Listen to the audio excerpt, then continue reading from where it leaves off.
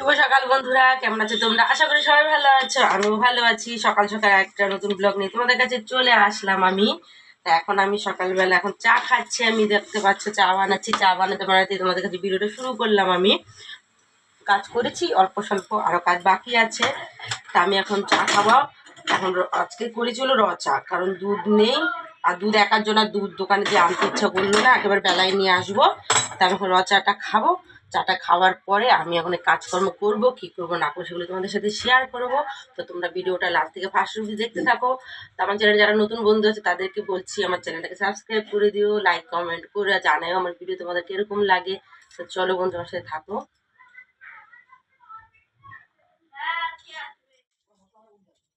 কি বলো তো, বাড়িতে মিস্ত্রিরা কাজকর্ম করছে, তো এই কারণে তোমার আমার ফুল গাছগুলো পুরো নষ্ট হয়ে যাচ্ছে।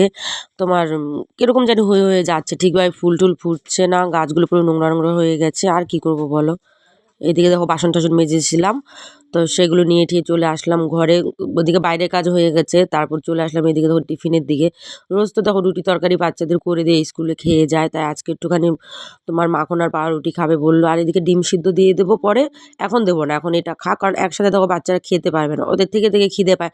হয়তো 1 পিস পাউরুটি বা 2 পিস পাউরুটি এখান থেকে খাবে, তারপর আবার খাবে না, ফেলে ঠেলে খাবে।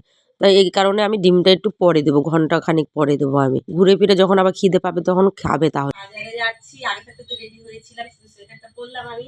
যখন বাজারে যাই, বাজার থেকে আসি, তারপরে তোমাদের সাথে দেখা হবে। কারণ বাজারে আমি এক হাতে ব্যাগ আর এক হাতে মোবাইল নিয়ে আমি বাজারে পড়ি না, কখনো পড়িও না, আমার খুব অসুবিধা হয় এই কারণে। কারণ আজকে একটু বেশি বাজার টাজারই হবে। তো চলো বাজার করে আসি, বাজার করে আসার পর তোমাদের সাথে দেখা। দেখো চলে এসেছি বাজার থেকে। বাজারে তো অনেক টাইমই লেগেছে, এদিকে ওদিকে ঘোরাঘুরি করছিলাম। আসলে কি মাছ আনবো না আনবো ভেবে পাচ্ছিলাম না, তাই 2 রকমের মাছ নিয়ে চলে এসেছি। আমি একটু শাকসবজিও নিয়ে এসেছি। আসলে এই তো শীতের কয়টা দিন শাকসবজি খাবো, তারপর তো পুরো সারা গরমে উচ্ছে, পটল, ঝিঙ্গে, কুমড়ো, উচ্ছে পটল ঝিঙ্গে কুমড়ো আর পাতলা পাতলা ডাল খাও, গরম যা পড়ে বাবা, সত্যি কথা। যতই ঠান্ডা পড়ুক আমার না ঠান্ডায় ভালো লাগে। যাই হোক সবজি টবজি গুছিয়ে নিয়ে আসছি বন্ধুরা। তো দেখো ওদিকে তো সবজি টবজি গুছালাম, গুছিয়ে গাছিয়ে নিয়ে তারপরে এদিকে চলে আসলাম রান্নার দিকে। রান্নায় তোমার এনেছি এদিকে রুই মাছ এনেছি, কি আনবো আনবো ভাবতে ভাবতে রুই মাছ নিয়ে চলে এসেছি। আর হলো তোমার আমুদি মাছ এনেছি, তোমার আমুদি মাছের চচ্চড়ি করব। আর রুই মাছের ঝাল বা ঝোল, ওই যে বিনস আর আলু দিয়ে একটু ঝোল, তেল ঝোল টাইপের করবো, কারণ বেশি পাতলা ঝোল করব না।